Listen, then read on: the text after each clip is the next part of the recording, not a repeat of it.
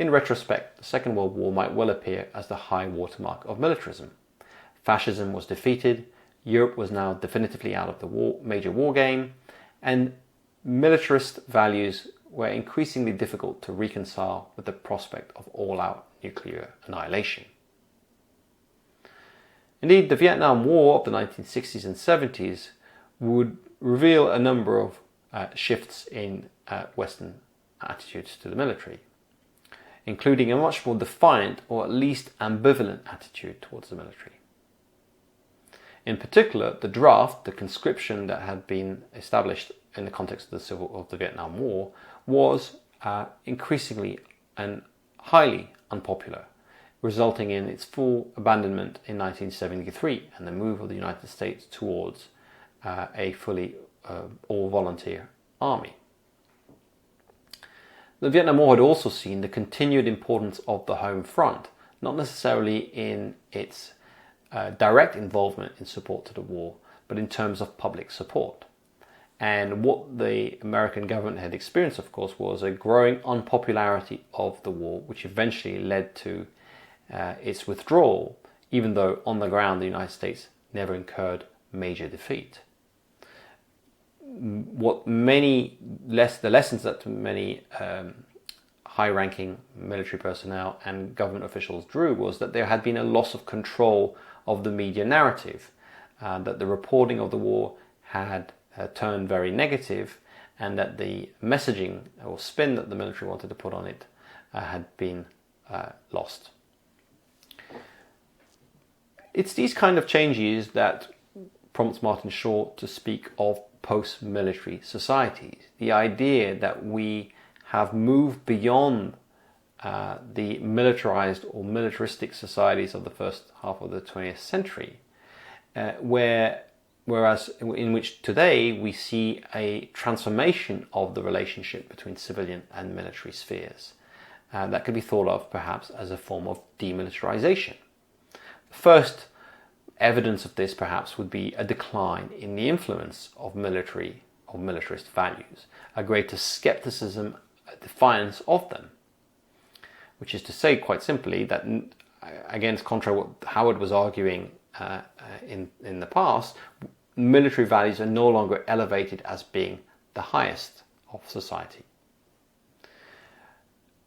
In the manner of the abandonment of the draft in the United States, the overwhelming shift within the developed world has been from conscription and expected military service of all adult males towards volunteer forces. So mass participation in war, which had been the norm throughout the first half of the 20th century, has now disappeared, and only a minority of self-selected individuals ever have any contact with a military institution. As a result, we've seen the growth of or development of more insular, technologically intensive military bureaucracies. We find in the work of Charles Moskos a periodization that I think speaks to this. Moskos describes three ages of the Western military: a modern age running from 1900 to 1945, a late modern age from 1945 to 1990, essentially the Cold War, and a postmodern era since 1990. On the one hand, the modern military or modern era is one in which a military that came about alongside the rise of the nation state, that was based on conscription alongside a professional officer corps, was war-oriented in mission and masculine in its values, differentiated in structure and culture from civilian society. At the other end, within contemporary postmodern militaries, what we observe, Moskos says, is a loosening of the ties with the nation state, the move to a volunteer force that has become multi-purpose in mission, that is increasingly androgynous in culture, and which shows or displays a much greater permeability with civilian society. And so it becomes possible in this context to speak of a potential civilianization of the military, That is to say that rather than military values infusing all of society, rather than the military providing the model and the aspirational norms for society, we would have a military which increasingly is subject to civilian norms, that is expected to conform with civilian values. When we look at the mission, we can see indeed a change. Conventionally established traditional modern militaries were primarily focusing on preparing for interstate war. Conventional, subsequently nuclear. But this threat has receded simply through the reduced occurrence of interstate war. And today, militaries tend to think of their mission in terms of addressing a multiplicity of threats and crises, whether it's ethnic strife, failed states, crime, terrorism. Hence the whole array of terms and various remits that the military has been entrusted with, whether it's the task of global policing or conducting humanitarian interventions or engaging in peacekeeping and state building or conducting counterinsurgency or counterterrorism operations. We also, of course, see alongside these changing skills and values. The combat leader, the aspirational officer who leads his men into the over the trenches, has given way to the manager and technician, and increasingly to the soldier scholar or soldier statesman.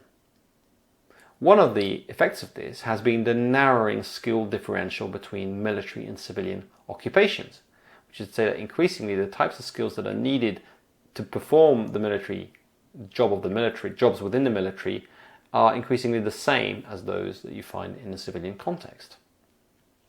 Indeed, we've seen an increasing concentration of technical specialists in the military, such that purely military occupational specialties, we effectively think of as the fighting soldiers, that proportion has dwindled consistently over the last century and a half.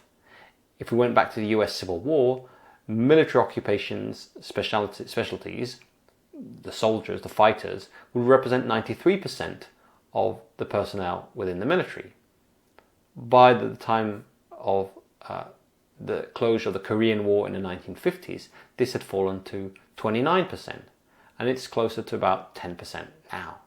So only about 10% of the personnel employed within contemporary military organizations actually is involved in fighting. The remaining 90% are in support of that. And of course, this can partly be explained by the technologization of war that has demanded increasingly highly skilled and trained specialists rather than conscripted masses. And this is one of the reasons for the abandonment of conscription. Conscription gives you lots of warm bodies, but it doesn't give you highly skilled and expert workforce, which is increasingly what is needed within contemporary militaries. This has also, of course, impacted the nature of military command. The commander has increasingly to be skilled in techniques of organization, management of morale, public relations.